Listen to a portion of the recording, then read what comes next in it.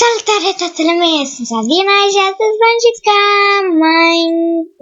Transformice, da, așa, bun, eu sunt începătoare, eu vorbesc cu acel Ionut, care îl cheamă și el se aud niște zgomete și nu puteți vedea.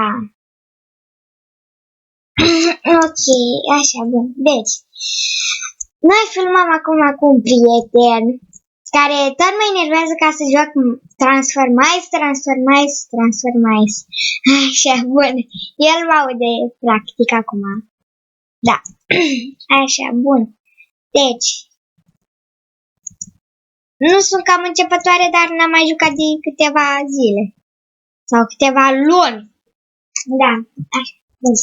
El are level, stai să vedem ce level are. Să vedem că are și hack. Da, știu. Are level 72. Are hack. Nu-i bai.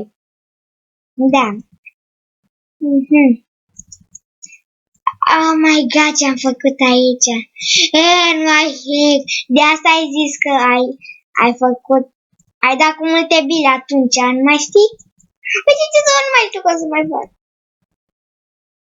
Ai avut, dar încă mai ai. Nu-i bai. Așa, bun, haide, du-te că nu mai știu că să mai joc. Da. Bun, deci. Nu! Bă, de ce mă? Chivească. Da. Și după al doilea episod vom filma tot Transformice, dar vanilla. Bine, Minecraft, hai Minecraft cum vrea el. Adică nu e al doilea episod. Al doilea episod pe care îl filmez eu. Oh my god! Ai văzut cum am făcut? Oh my god! Da. Oare să mai filmăm? Că am filmat 2 minute. Hai să mai filmăm 4 minute. Încă să avem... Bă, ce tot, mă? Aoleu! Bine. Uite tu, eu filmez că eu filmez pentru el. Că el câștigă toate rundele. Eu nu mai câștig la niciuna. Da, dar fă și tu YouTube. Da. Mâine ne vedem cam pe la ora 10, filmez tot Minecraft, filmăm cam de dimineață. După amiază filmăm Transformice și seara filmăm Unturned, un joc de pe Steam.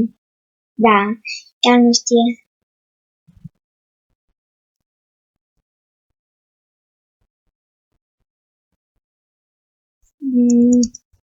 Bine că mă ține de vorbă.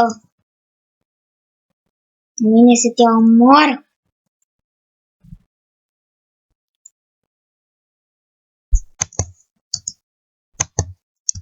Deci mâine să nu vă așteptați. Uite-te tu, bă, olea, nu mai facem nicio dacă te omor. Hai să vedem ceva. Da. Și cam aici se încheie primul meu